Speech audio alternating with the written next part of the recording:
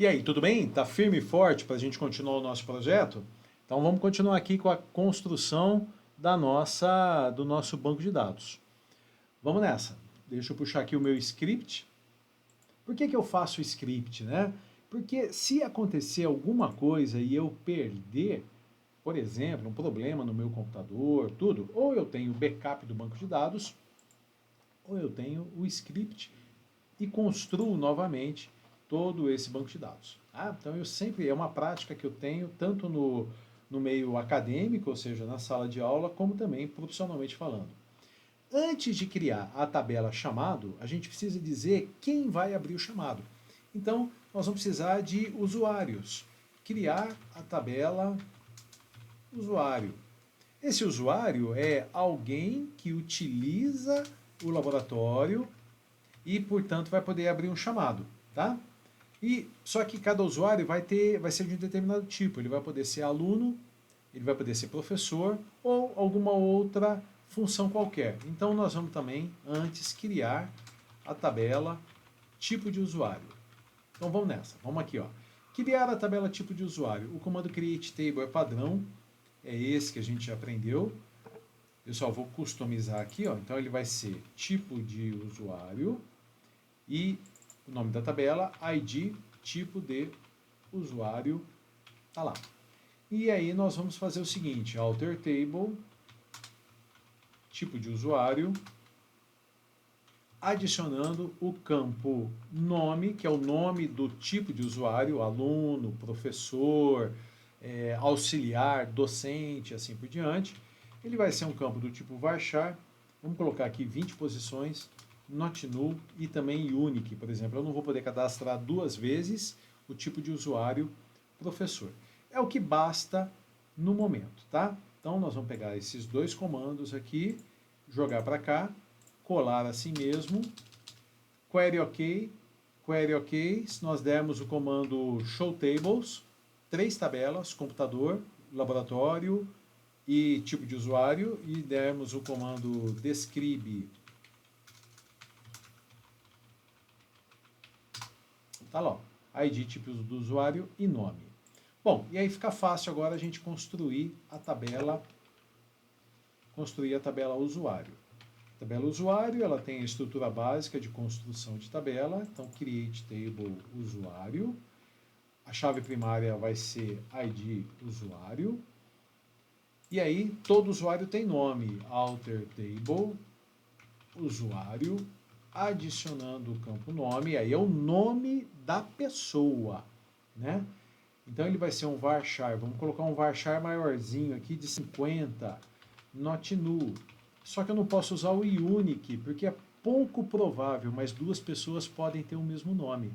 Então eu não posso utilizar aqui o unique, né? Dentro do ambiente da escola, é difícil ter duas pessoas, dois alunos, um aluno e um professor, duas pessoas que têm o mesmo nome, mas é possível. Então eu não vou utilizar o unique aqui. Agora eu vou dizer que tipo de usuário é esse. Aqui eu errei, ó, alter table usuário. Senão vai dar erro lá depois quando eu selecionar tudo, copiar e colar. Alter table usuário. Agora eu tenho que dizer qual é o ID tipo de usuário. Se ele é do ID 1, professor, 2, aluno, né? Então ele vai ser um int e not null. Muito bem, deixa eu só dar aquela organizada que eu sempre faço aqui. E aí eu tenho que dizer que esse campo ID tipo de usuário da tabela usuário, ele é uma chave estrangeira. Então alter table usuário adicionando uma foreign key. Quem que é essa foreign key? É o ID tipo de usuário e ele faz referências à tabela tipo de usuário. O nome da chave primária é ID tipo de usuário. Então tá feito. Dá um clique aqui no salvar. Vou pegar todo o conjunto de comandos que cria a tabela usuário, vou dar um Ctrl C, venho aqui, vou dar um Ctrl V, ele está me avisando, né? Pelo menos essa minha versão está me avisando.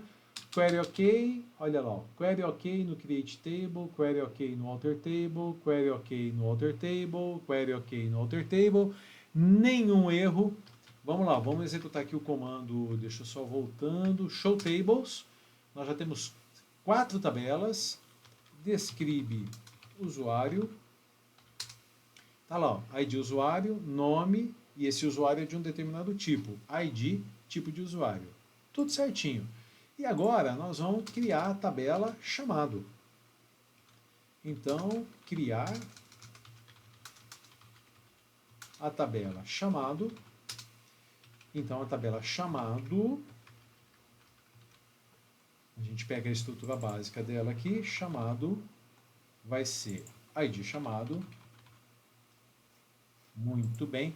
Quando a gente cria um chamado, abre um chamado, ele tem a data e a hora da abertura. Então vamos lá, ó. Alter table chamado, adicionando data da abertura, que é do tipo date, not null, e a hora em que foi feita a abertura. Será que nós precisamos da hora? Vamos deixar só a data? No dia tal está sendo feita a abertura de um chamado. Tá legal. Quando a gente faz a abertura de um chamado, em determinada data, nós vamos ter quem fez, para qual computador e qual é o problema. Então, quem fez é um usuário. Alter table, chamado, add. Como é que nós vamos chamar aqui? Ó? Vai ser o ID do usuário que fez, que abriu, fez a abertura da chamada. Então, é um int not null. Então, vai ser uma chave estrangeira. Portanto, alter table, chamado, add, chave estrangeira, foreign key. Quem que é essa chave estrangeira? ID usuário, que faz referência à tabela usuário, ID, usuário. Tá legal. Então vamos lá. No dia X, o usuário Y, ele está fazendo a abertura de um chamado. Tá. Para qual computador? Então eu tenho que indicar agora qual que é o ID do computador. Então alter table, chamado, adicionando o ID do computador. Computador. Ele é um int not null. E aí eu tenho que fazer a chave estrangeira também. Definir a chave estrangeira. Alter table, chamado, adicionando uma foreign key. Quem que é essa chave estrangeira? ID computador, referências, computador, ID, computador. Clique no salvar. Ótimo, não quero perder nada. Agora eu tenho que dizer qual que é o problema. Então, no dia, vamos passo a passo. No dia X, o usuário Y está abrindo um chamado para manutenção no computador Z. Qual é o problema? Então, alter table, chamado, adicionar. O que a gente pode colocar aqui? Qual é o problema? Né? Esse problema é um texto. E um texto, ele poderia ser definido como varchar,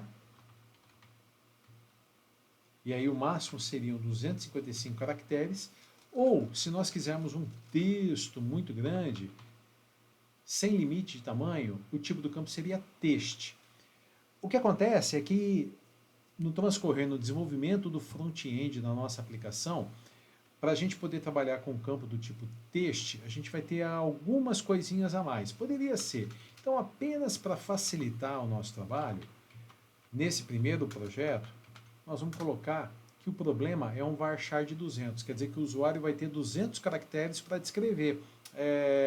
Vamos supor, o computador está reiniciando, né? Reinstalar o Windows, né? Criar um novo usuário. Então, podem ser chamados pequenos, cujo problema é pequeno, mas podem ser um pouco maiores, de no máximo até 200 caracteres, tá?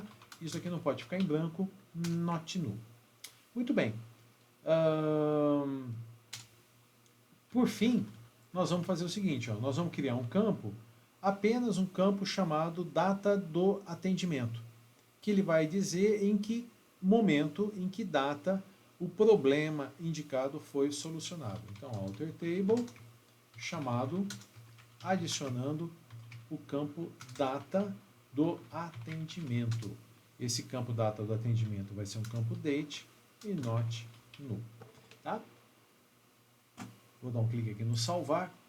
Gente, só para organizar o código, eu vou fazer o seguinte, eu vou pegar essas duas definições de foreign key e vou jogar para baixo. Não tem problema, pode jogar. E eu vou deixar a criação dos campos aqui em cima.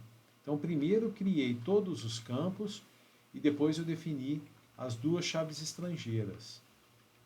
Tá? Só para o código ficar mais clean, ficar mais limpo. Mas é possível fazer isso sim. O que eu não posso fazer, só explicando aqui para vocês, é colocar a criação das chaves estrangeiras no começo. Se eu tentar criar foreign key aí de usuário, vai dar um problema, porque o campo usuário só vem a ser criado aqui embaixo, depois. Tá? Então, primeiro cria o campo e depois define o campo, ou no caso, os campos, como sendo chaves estrangeiras. Selecionar, vamos chegar lá, colar mesmo assim, estou arriscando sempre, né? Wagner, e se desse um erro aqui, ó, o que eu faria? Depende muito do erro. Se o erro foi só naquela linha e não alterou as demais, você corrija a linha e executa novamente. Mas existem situações em que o erro compromete a execução das linhas de baixo. Então, uma sugestão, se você tentar fazer como eu estou fazendo, copia o código todo e cola para cá, deu algum problema, dá um comando drop table chamado.